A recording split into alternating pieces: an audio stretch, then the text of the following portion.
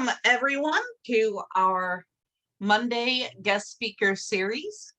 I am Emily, I'm the operations manager. And with us tonight are Chris Woodall and Jose Najera from University of Louisville, who will be talking about cybersecurity. So I'll be around hanging out and checking chat. If you have any questions, please go ahead and put them in the chat. You can also use your reactions to raise your hand, and we'll get to your questions when it makes sense, or there will be time at the end for you to ask. Chris and Jose have asked that this be an interactive experience rather than just a lecture, so please feel free to interact and participate. It'll make the night go well. So, all right, I'm going to turn it over to Jose and Chris. Welcome.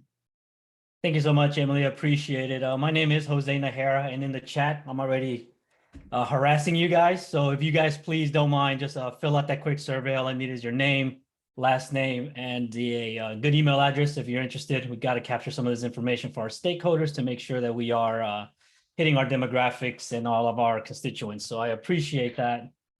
Shouldn't take too long. Again, just 3 quick questions there for you. So my name is Jose Najera. I'm with the Digital Transformation Center out of the University of Louisville. The Digital Transformation Center is housed in the College of Education and Human Development. And within there, again, is the Digital Transformation Center. And you'll see here in my slide here in a second while I pull that up. Chris, would you mind introducing yourself while I transition to the slides, please? Sure thing, Jose. I'm Chris Woodall.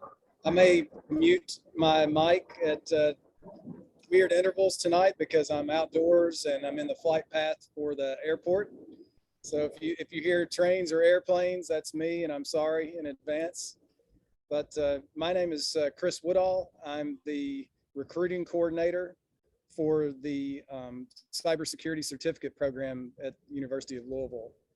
Jose is going to tell you about his program. We work together closely, but our programs are separate. There's a lot of overlap, but I'll let him tell you about his part of it, and then I'll give you a little bit of information about mine and where to look further for more details. And thanks for being here, everyone. Can everyone see my slideshow? Yes, sir.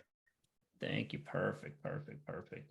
And I'll shut my camera on and off, try to preserve some bandwidth here. My internet does tend to be a little choppy, but I'll definitely be in and out. So let me do that real quick and go ahead and get started. So again, the Digital Transformation Center been around for about 2 to 3 years now at the College of Education and Human Development.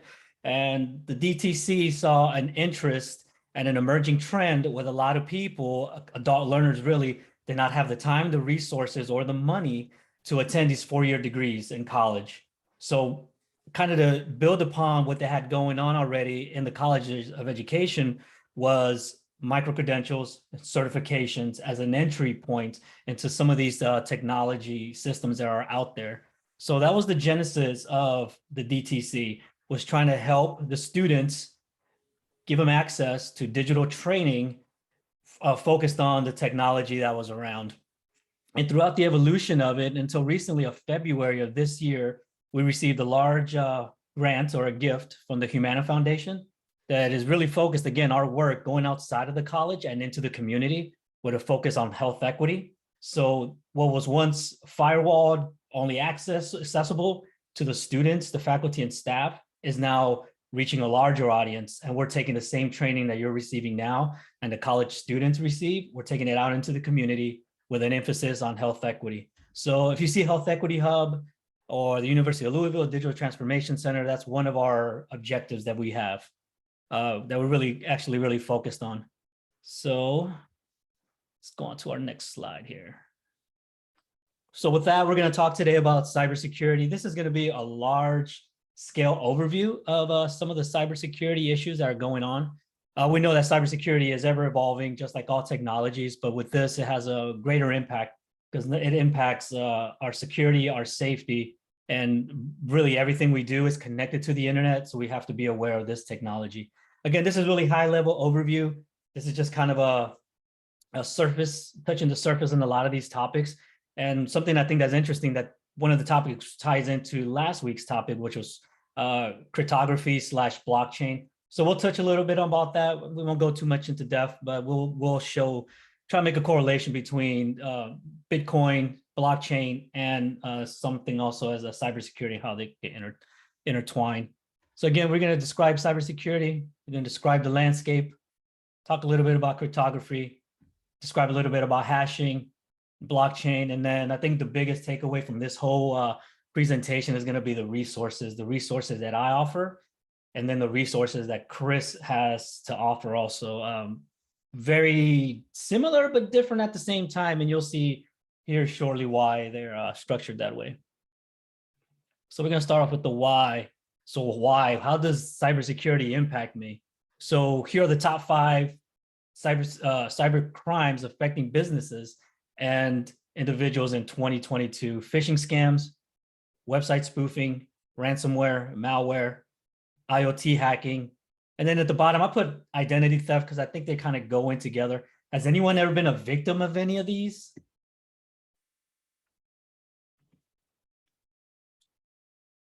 So from experience, I've been a victim of identity theft. Several years ago, before this was really something that was really pertinent, and I'm talking about maybe 10 years ago.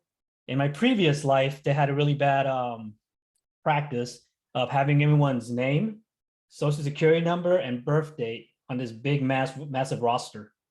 And it was printed out and people had access to it. It wasn't such a big deal until that paper got lost somewhere and someone decided they wanted to do something with my identity and they opened up credit cards. And that was, again, 10 years ago. There's not even talking into some of these other ones as Internet of Things hacking and malware and ransomware. So it is out there, right? That's the main target. They want to hack into our systems through one of these means to get to our identity. And also something that is of interest is that they're taking different approaches. Cyber criminals are taking different approaches, and they're really starting to see an uptick in the healthcare system for several reasons. One, really, the healthcare is just so massive. We have different entities talking on different platforms. The systems are very outdated, and it's just so big and excessive. And you could just imagine everything in a hospital that's connected to the internet, that's sharing information, just a prime target for hackers to try to hack into the system and take some of the information. Why would someone want our personal information when it comes to medical? There's value in information, whether it's good information, bad information, there's always value in information. Something I think that's also important here is that this is a crime, right? It is a crime, and it's something that it's at the Homeland Security level. Cybersecurity is really significant, not just someone hacked my my Facebook account, right? It could be something minor as that, but if they have access to that system, it's just a matter of time before they can access something else, if you don't put those preventative measures ahead of time. So it is something that's very pertinent at all levels, not just a business, but also an individual.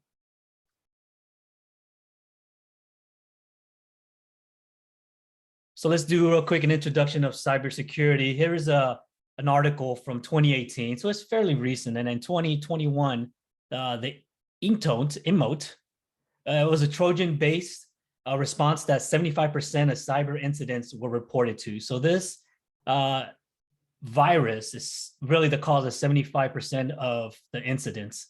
And really the start of it that took really major spotlight was in 2018 with the city of Allentown, Pennsylvania. The whole computer system was hit by the virus and it cost the city $1 million to fix. So that's large amounts of money. And that's not even touching of what services were, hindered by all of this. You can just imagine the banking systems, their security systems with their infrastructure, and just everything just pretty much came to a standstill for several days while they were trying to mitigate it and trying to prevent further attacks. The attack was already in there. They're not going to get away from that attack. They're already in their system. It's just a matter of blocking further use of it. So this is kind of a large scale Department of Homeland Security measure. So they are monitoring this for obvious reasons. And we'll talk about it a little bit here in the slides of some of these bad actors and some of these other entities that are out there that, have a certain interest in our infrastructure and our overall security, not just our personal security, but, something as large as the power grid in Texas, for example, right? So things like that are always being tested.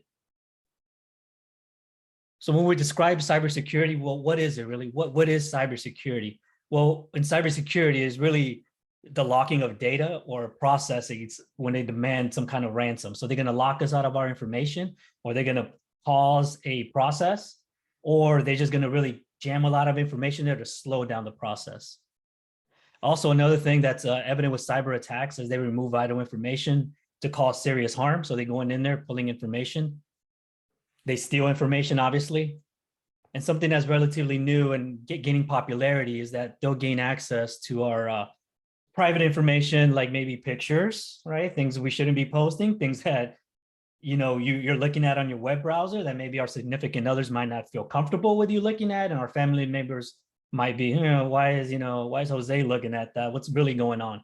Hackers might get that information from our web browsers and hold it for ransom. Hey, if you don't give me X amount of money, we're going to make this known. There was a news article a couple of years ago on an adult website that catered towards married couples, that people will go in there and, they were looking for extramarital affairs. So they communicate with other people. And next thing you know, it got attacked. All this information was shed out there for the public. And, you can just imagine the problems that were out there.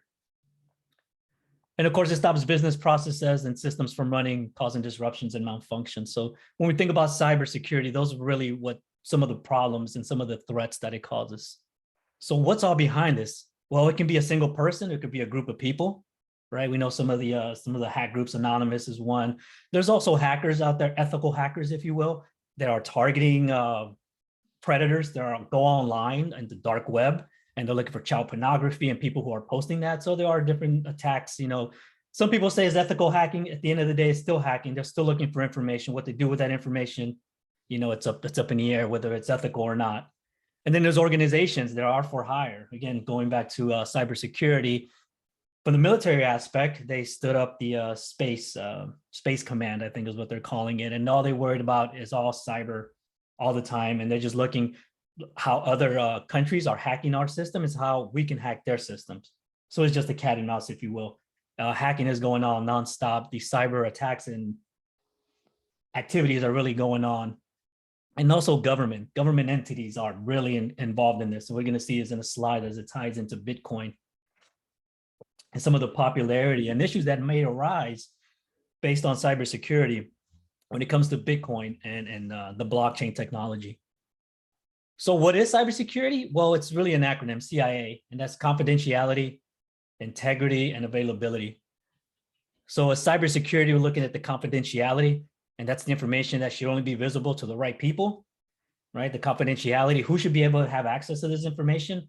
Who should have access to my bank account? Me, obviously, and maybe my wife, right? Do I want other people to have access to it? No. Documents as an organization with finances, right? We want to make sure that's confident. We don't want that to come out as we're launching new products, testing new prototypes, confidentiality.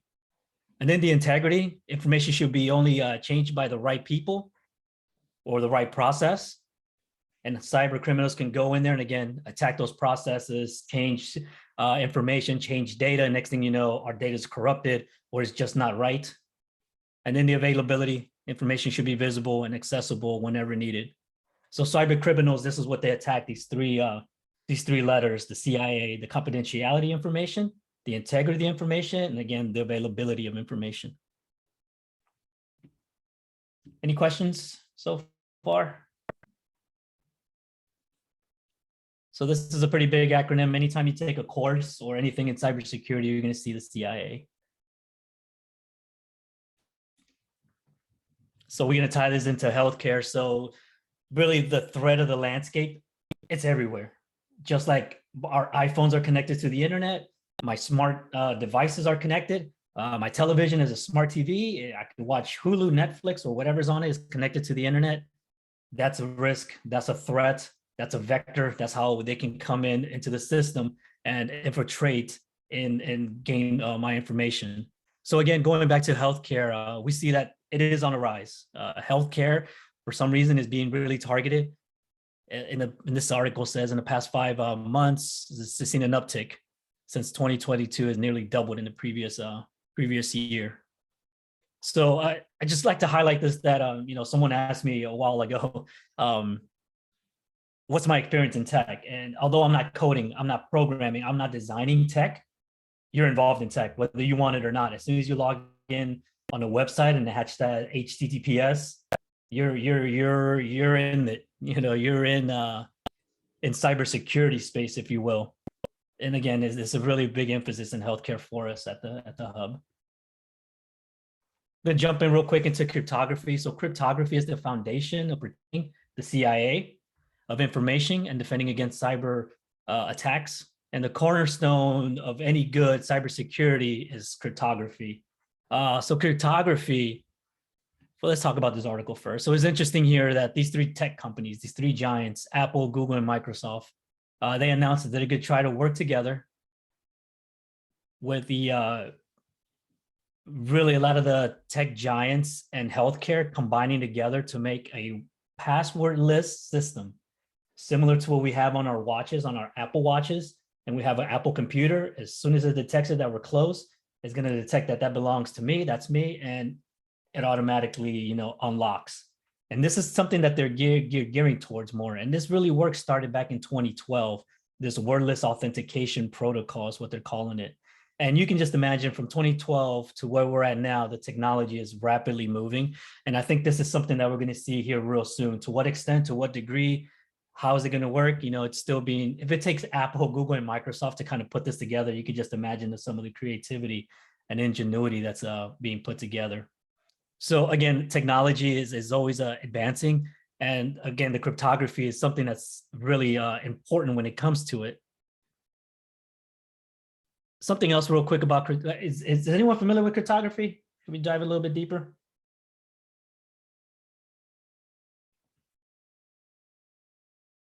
So when we talk about cryptography, and I took this slide out, I thought it might have been a little bit too much. So cryptography, all it is an algorithm. And an algorithm, what we sometimes see, especially in our web development course, you'll see SSH or SHA, SHA 256. That's the most popular. Let me see if I can bring this up. Pardon me while you guys can do this too. So you guys can see my screen, yes? Yes, we Thank you. can. So let's do this real quick. Let's go to SHA generator.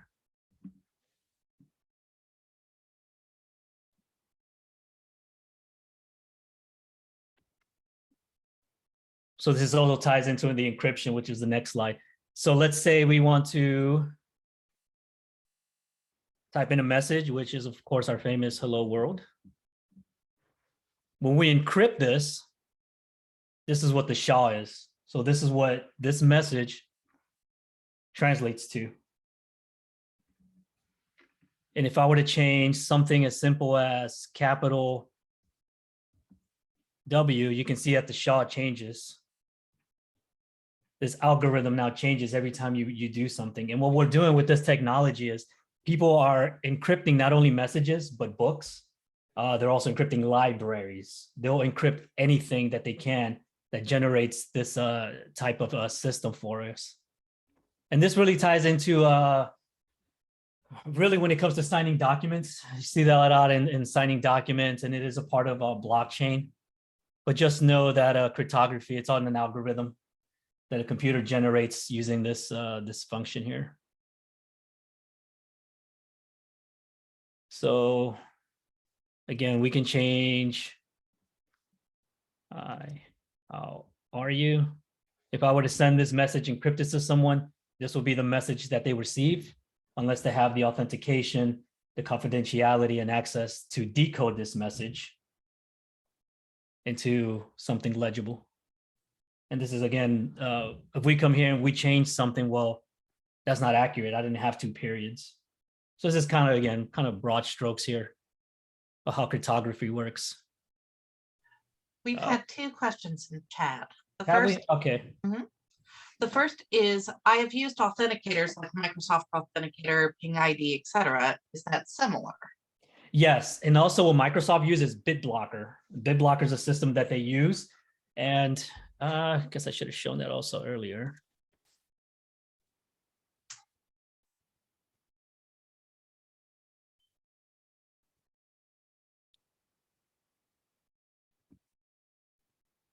Where is it at? I think it's on my other one.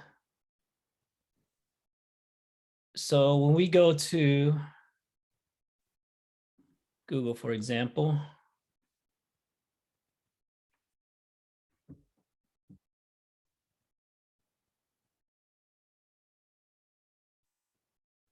when we come to the tab here, this little lock, it'll start giving us some of our information of where the cookies are at stored, but also, I should have had a slide for this.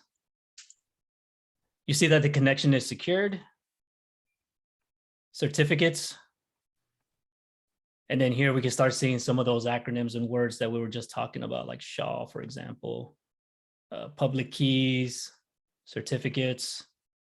So yeah, it's similar. There's the SHA fingerprint, right? So this is a SHA you can see right there in your own browser.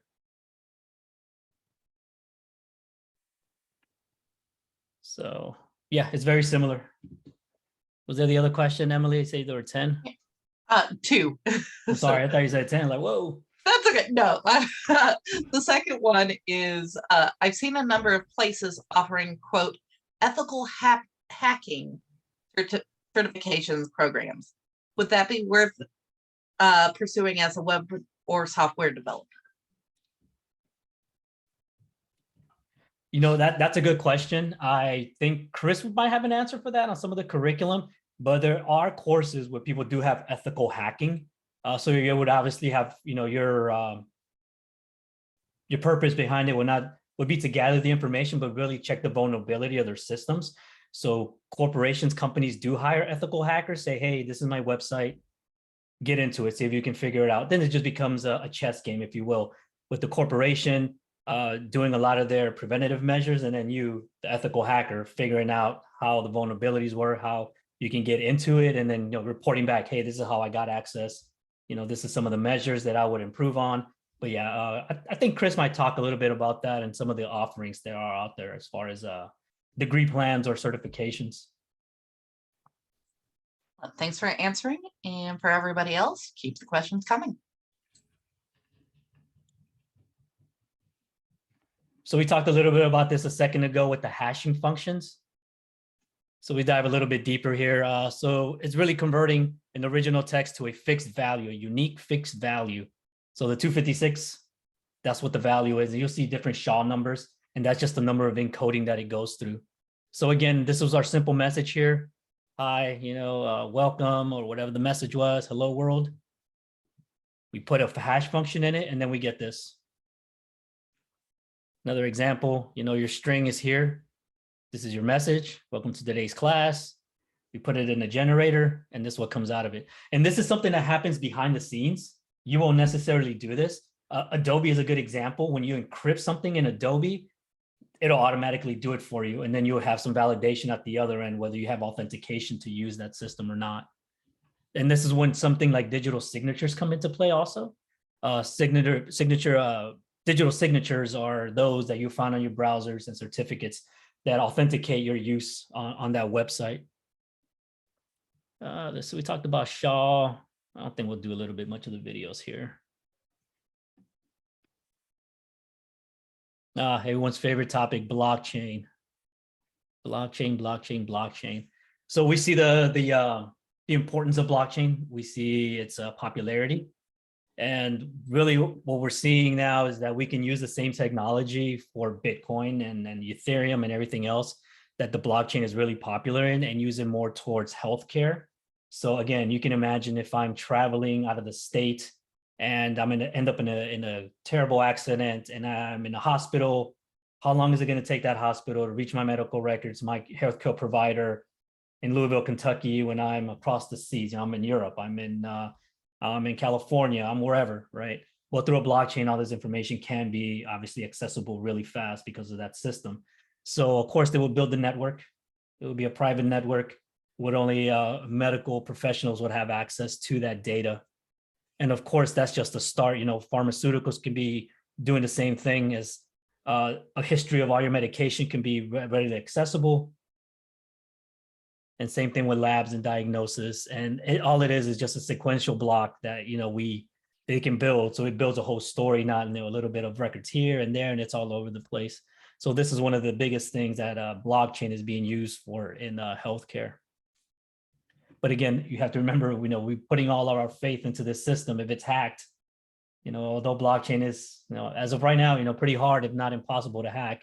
That's not to say that in the next coming years, the technology is so advanced that we'll look back at blockchain, man, that was so prehistoric, we're on something else now. So I think it'll be a while before we get there, but there is a significance in the use of blockchain in public health. So blockchain, right? So we know that a blockchain is a digital ledger that authorizes, validates, and stores transactions. It authorizes, validates, and stores transactions. And the blockchain, all it is a shared, secured, immutable, ever-growing ledger that stores in chronological order. So again, if we start young, at a young age, and we start going to the doctor and let's say they're using blockchain from an early age, all of our medical records will be there tracked so that we see what kind of medications we've been on, what kind of procedures we had, and and et cetera. So all our history would be there, and it's only accessible and controllable through authorized providers or who have access to the private chain. I'm not sure if we talked about this last week, but a blockchain can be something tangible. You can put your house deed on a blockchain, right? You can put that, and you can put other things like, let's see this open up. We're not going to get too much into this, but I think it's pretty cool. If I can open it.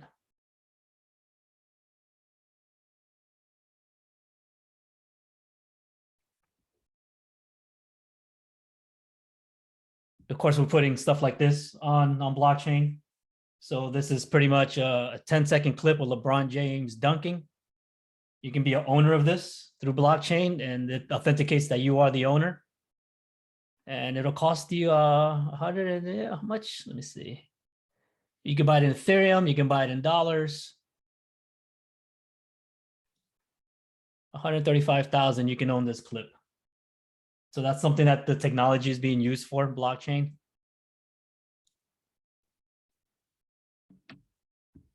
And of course, the NFTs. And of course, we can buy this nice NFT here for, I don't know, maybe $400 or $500. But pretty much anything of value, and who assesses the value?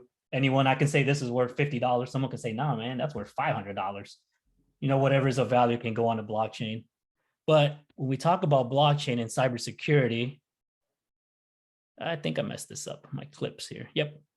So this was a PowerPoint that I wanted to show. It kind of gauge the audience here, if you will. But this gentleman here, without looking at all of this, does anyone know who this person is just by looking at his picture? And don't look at the slides. No, oh, not the slides. I'm sorry. Don't look at none of this. It might give it away. That's the hint there. That's the clue. So this gentleman is actually a president of a country, right? He doesn't look very presidential. He is young to be a president, but this is the president of El Salvador. So El Salvador is a developing country in Central America. And this gentleman is credited for investing $100 million into blockchain or Bitcoin, I'm sorry. But with that, he also lowered the murder rate in this country by 50%. And his name is Nayib Armando Bukele Ortiz. So this young president, he did some great things, right? And there's maybe some corruption in here. People are kind of assuming here, how can he lower that crime rate so high? Maybe he's paying the local criminals off, who knows? But what's interesting here is that he invested $100 million into Bitcoin. And think about this, a country that's is underdeveloped, he is investing a lot of the money, the future of that country, into this technology. How did El Salvador even get involved with blockchain and Bitcoin? An anonymous, everything on blockchain is anonymous, right? We don't know who it is if they don't want us to know who it is. An anonymous donor or donors donated a large amount of money into a small resort in El Salvador and called it, I think, Bitcoin Beach or something to that extent. And on this beach, on this little island, the only way you can buy, purchase, and do things was with Bitcoin, right? So it sounds great. Okay, why not, right? He's lowering the crime rate. He's young, he's forward thinking, he's thinking about technology. He's putting his country first. All sounds great, but where did this Bitcoin come from? Where's this Bitcoin being generated? How is this how does it tie into cybersecurity? Well, let's tie in a little bit back here. Let's take a step back. Well, in 2001, El Salvador became the first country to accept Bitcoin as legal tender, requiring businesses, right? So now the president required all businesses to accept it as a form of payment. I don't know about you guys, but people don't like to be forced, especially a business owner, to accept something as a currency, especially when this currency is volatile. It goes up, it goes down. And El Salvador, I think, really leans heavily on the dollar. I think that's their main currency, is the US dollar, since it actually holds value as opposed to their own currency. So now the president is saying, hey, no, we're going to go all in on Bitcoin, and businesses have to accept Bitcoin. Okay, so what are some of the issues that came to light? Well, cash is still king, right? Cash is still king. It probably will be king for a long time. 70% of the population is unbanked, so they don't believe in banking systems. They require smartphone usage, which leaves behind the older population. In 2019, approximately 50% of the population was not online, right? So some of these things, and then lack of education, and then the technology behind the digital wallet, Chivo ran into some issues. If you can imagine, as they're all of a sudden just doubling down on all this information, the systems are going to run into some hiccups. So all of these issues came to light. I haven't really kept up with this story, but I know they're running into some problems, especially with some of the pricing on this currency going down. So how does this tie into cybersecurity?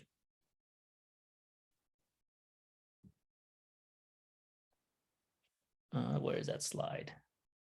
Let's skip the slide. Let's go to this one. So the mining of cryptocurrency and how currency is developed on the blockchain is through crypto mining. And again, really high overview level here we're going to do. And let's say I want to send some cryptocurrency to Chris. So we're both going to get on our phones, on our digital wallets. I'm going to make the request. I want to send 5 Bitcoins, which is a lot of money, to Chris. That information gets sent to these node computers. They do the algorithm, they do the hashing. They authorize that I do own that amount. They authorize that Chris can receive that amount. All these computers are working. The computer node that solidifies and confirms that, yes, this is available, and adds that to this blockchain, is awarded a Bitcoin. I think it's 1. I'm not sure how much they're awarded, but they're awarded some fraction of the Bitcoin. They are awarded Bitcoin. And that's how people incur Bitcoin. So the problem with something like this system is that you need some really high powered computers to run these algorithms. It's not something that you and I have. Maybe you guys might have. I don't have set up here. It draws a lot of power. That's another thing. The electricity bill is going to be out the roof. These computers are running nonstop, 24/7, trying to add things to this blockchain and adding information, validating information. Same thing if I were to have, a medical, going back to medical, if I'm at the doctor and the doctor needs to check, what's my last medical exam? Well, he will go on the blockchain. The information will be hacked, and then, will be verified. And then someone somehow is going to make cryptocurrency if they're into that blockchain. But that's something that's interest of us, because crypto mining, the top 9 countries that have the highest crypto miners are China, United States, Kazakhstan, Russia, and Iran. And there's a reason why these are bold as the others, right? Not to get into politics or anything, but there are some issues that, we can probably talk about here offline on why these countries are so heavily involved in this. And again, there's just something to consider from a cybersecurity aspect. And, how much cryptocurrency are they having? Were one of these entities, or all 3 of these entities, the one that embedded the cryptocurrency into El Salvador? Maybe that's the way they want to, tie into having a country, right? Again, this is some politics in it behind it, and some cybersecurity ideas that would probably need to be asked at some point. But it does tie into something, again, as cybersecurity. It's not just, oh, hey, it's Bitcoin, it's cool, yeah. But there's something always there's always something behind the scenes that we're not aware of when it comes to cybersecurity. I think we had another question. I think in the chat, Emily. I see a comment. Yes, we have, thanks for mining. Video graphic card prices have gone through the roof in recent years. So that's more of a comment than a question there. And then someone else responded, no kidding, they were hard to get for a while as well. So, yeah, so Absolutely. And then this is what all these graphic cards are being used for all this mining. So let's see. So these are some of the uses other than Bitcoin and really the healthcare, how blockchain is being used. So De Beers is a large diamond company. They would do a lot of mining, and we don't have to get into the politics of mining and everything that goes behind it, but it is a large mining company. And again, they're using Bitcoin to track and authenticate that a diamond is real. So as soon as that diamond is mined, it is given a serial number, a certification, it's added to a blockchain. And as that diamond goes hand to another person, finally to the person who buys it, there is a proof of evidence, of custodial evidence of who touched that diamond, what they did with that diamond, what did they authenticate that diamond. And it takes away that middleman of, well, I got to take it to the jeweler, I have to take it here. It's on the blockchain, it's proven the diamond is real, the diamond is not real, and you can tell the whole story of that diamond. Walmart has actually been using blockchain for quite some time, but they're using it in different terms. They're using it to track their food to table program.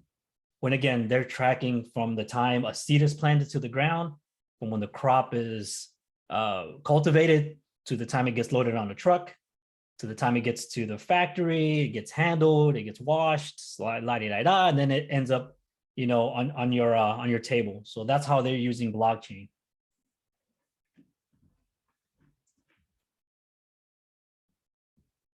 And this is an interesting one. The Rock and Roll Hall of Fame in 2017 was using blockchain. So there was a big debate. Can you imagine a debate around elections and voting? Not in the United States, right? We would never do that. But there is some controversy about who voted for who. When did they vote? Is that even a legitimate vote? Is this vote, you know, who is this person, right? And all these other questions for the Rock and Roll Hall of Fame, no joke. So they were having some problems with the fan vote was introduced, and pretty much people were using the same thing, blockchain, but instead of all these other things, they were using it to vote for who they wanted to vote into the Rock and Roll Hall of Fame. And again, it tied into cell phones, since that's the primary means. So again, it has that capability to be used for that type of system. And then the FDA is using it again with a heavy emphasis on the medical field with clinical trials, you know, electronic medical records and whatnot. So even the FDA is looking into this technology outside of, you know, just Bitcoin and whatnot. Something that's interesting about this is also from a cybersecurity perspective is that, again, all these computers are distributed. Where did he go? These computers are distributed. They're not in one central location. So a bank usually runs on a central location. You log into the bank server, and then that's how you pull your information. On this system here, it's more secure, as in you need to get into one system and they're all connected together. So you would have to hack into all these computers at the same time. I'll match their computing power, which again, they're trying a lot of power to even make a change into one of these blockchains without any of these computers, and they're scattered all over the world without even being detected. So it's pretty hard. So let's see, we got a few more minutes left. So what I would like to do now, again, this was really a high level overview and a taste, if you will, of some of the offerings that are out there for us that are free, mind you, free offerings. And I think if you take anything away from the things that I kind of described here are this next couple of slides, which is we put together a Microsoft concepts of cybersecurity, which you talked about some of the things that we did tonight, the threat, the attacks and mitigations, the concepts of cryptography, device-based threats, and introduction to blockchain. We put these together for the community. And the way that we do this, and we make it free, and really the way to reel people into this is that they walk away with a credential from Microsoft. So these are examples of the ones that, let me see if I can make this bigger. So these are the ones that if I were to go back and do more training, describe basic concept threats, attacks, and mitigations, I could get a certificate from Microsoft saying that I trained on August the 19th for 21 minutes on this topic. We talked a little about cryptography today. Well, I can go back, do some further learning, discovery learning, and talk about describe concepts of cryptography on this date. Again, it's through Microsoft. It's not a UofL thing. This is obviously a large company, device-based threats, and introduction to blockchain. So again, this was just a high-level overview. If you want more information, free resources, you can, market it however you want, put it on your LinkedIn, on your resume. It's there for you. And the way you want to get to this information is first and foremost, go to the DTC, and I'll put this in the chat here in a second once I turn it over to Chris. You want to go to the DTC website, the digital transformation website, DTC, at this address, and don't worry, I'll put it in the chat. And you want to click on the menu plus right here. You want to click on the menu. And it's going to bring you to a window similar to this. You want to go to Learn, Community. And everything you see on this site here is totally free. You're going to have to create an account, right? You do have to create an account with Microsoft and Google, so they do want some information there from you. But the University of Louisville does not track any of this. We're not, getting any kickbacks or anything from none of this. Again, this is through the grant that makes it free to the community. And if you click on Microsoft Learn, you can type in a subject like I did here, blockchain. You'll search for blockchain, introduction to blockchain on Azure. You can learn about Azure if you're interested. And then you can start some of your learning here on your own. That'll tie into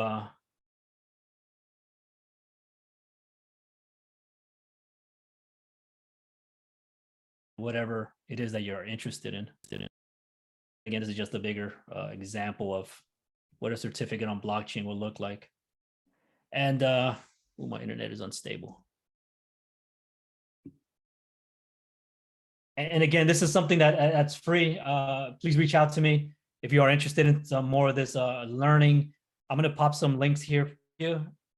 And before I do that, I'm going to turn it over to Chris, who will talk to you guys about a more intense, focused, and it's a great program, right? We just touched the surface. But if you are really interested in a lot of more in-depth and to walk away with a certification, Chris is the man to kind of guide you there and give you some information. So Chris, I'll turn it over to you, and I'm gonna start plugging away some of these links. Before we get to Chris, we do have one more question in chat. How feasible is it to utilize blockchain in local, state, and federal elections? So I think it's very feasible. I think the politics behind it is the problem. As we know, there's a lot of legal issues with it. That the security behind it is great, but again, someone needs to overwatch it, so there are no predators on there. And I think that's probably what's going to be the biggest downfall. Someone has to be able to look at some of this information, verify this information. And although the blockchain can do it, that still doesn't take away some of the regulations that are involved. And I think that's one of the biggest hiccups too when it comes to healthcare, right? There's different states. California has a lot of different things going on when it comes to healthcare and a lot of other laws that are real protective, as opposed to Texas, as opposed to some of these other things. So some of the regulatory issues, it could take a while, to be honest, but it is a platform. It does serve its purpose. It's just everybody needs to get on board with it. Okay, thank you. And Chris, over to you. Thanks, Emily, and thank you, Jose. That was super informative for me. It's the first time I've seen your presentation, and I appreciate the information there. Definitely learned a lot. I know that a lot of the Code Louisville students have seen my full presentation before, so I'm not going to dive too deep into the cybersecurity certificate program, but do have a little overview slide here that I'd like to share with you. We, if after looking at Jose's material and diving into some of the free badges and certifications that are offered through the DTC, if you're interested in diving a little further into the field of cybersecurity, we do offer a 6-month workforce certificate. We are funded through a national security agency grant. And right now we're offering a $1,000 scholarship to everyone. And so that means that the tuition, instead of being $1,500, is $500. So that's kind of a good while they last situation until the funds run out. So if cybersecurity is something you decide that you'd like to take a further look at, a little deeper look into, then let me know. I'll drop my information in the chat. But the long and short of it is we're a 6-month program. We have 3 different levels. As you can see there, we have the explorer, practitioner, and professional levels. And within each of those, we have 7 or 8 different subjects, modules that you go through and learn about. They take about a week each on average. Some people do it faster than that and some a little slower than that. But it takes around 6 months to complete the program. And it kind of gives you a foot in the door with companies to kind of start your field in cyber, or start your career in cybersecurity. So if that's something that sounds interesting to you, be sure to let me know, and we'll give you further information about it. One other thing I did want to mention, yeah, that's right, Jose, $500. So I'll get you an application after we're finished tonight. But we are having a career fair for our students, and I would like to extend an invitation to Code Louisville students to attend that. It's October the 19th from 6 to 8 p.m. Eastern Standard Time. It's a virtual job fair. We're going to have about 15 employers who are hiring in IT and or cybersecurity. So bring your resumes. You'll have the opportunity to upload those or download those, and have the employers take a look at it. You'll be able to chat virtually with the employers and learn about who's hiring in the field of cybersecurity. It is a high wage, high demand field per the Bureau of Labor Statistics, and projected to grow 15 to 20% a year over the next 10 years.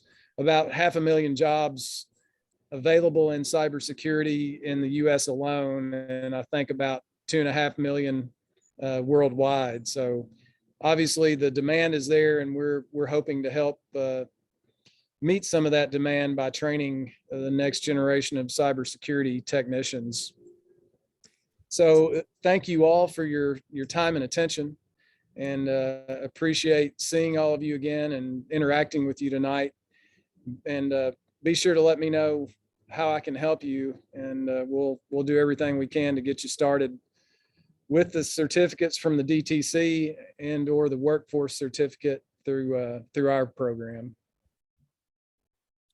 Thanks, Chris. I appreciate that. I think something that I kind of glazed over a lot of things. The first one is that through my program, you're going to get a trophy, a training trophy, a badge, or a certificate. Training badge, certificate. What he's offering is a certification, and that's a lot higher, right? That's a lot higher when we talk about certification. So that's kind of the steps. You get a trophy, a badge, or certificate. All of those 3 would lead to a certificate. And as you're exploring the Microsoft's website, if you're interested, you'll start seeing that, hey, you take these courses, you get this trophy, now you can apply to take the certification. So certifications are obviously the golden nugget, if you will. Before we wrap it up here, I put in the direct link to the community website, so feel free to explore. I put the DTC one in case you're interested in some of our offerings. There are some free offerings in there also, webinars that are hosted through Microsoft and Google. My LinkedIn, I'm a LinkedIn type of guy, always looking to connect. If I don't know the answer, I can always look for someone else who knows the answer. So I'm interested in that. And then if you want to schedule a meeting, I put my calendar there also if you're interested. And yeah, $500, man, that's great. That's Well, we're trying to remove as many barriers as possible, and to make it as accessible as we can to everyone. So you know, that thankfully the NSA allowed us to reallocate some funds from salary to scholarships. So we were thrilled to get that news last week and happy to extend that to our prospective students. A 6-month course for $500. Yes. Yeah, that's hard to beat for sure. Not to sound Sign like me a up. salesperson, but that's definitely Well, that's all I had. I don't know if you had anything else, Chris. Emily, if you have anything, I still have a few minutes here left, and yeah, you totally available for anything. All right. Does anyone have any questions? I am currently putting all those links into Slack, so don't worry about that. Plus, we will also have a copy of the recording or a link to the recording available either tomorrow or Wednesday, depending on when I get to it. So any questions for either Jose or Chris?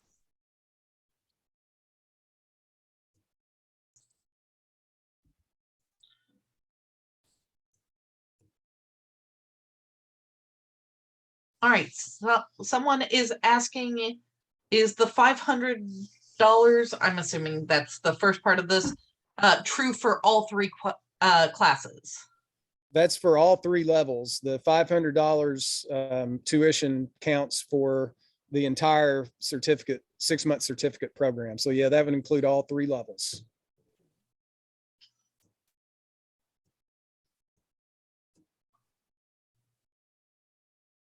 You're very welcome.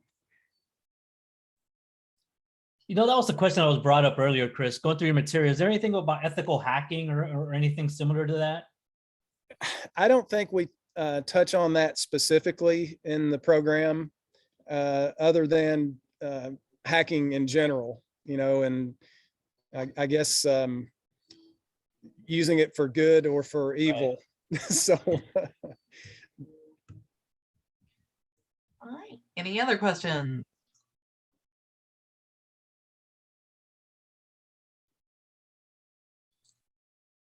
Well, thank you all very much.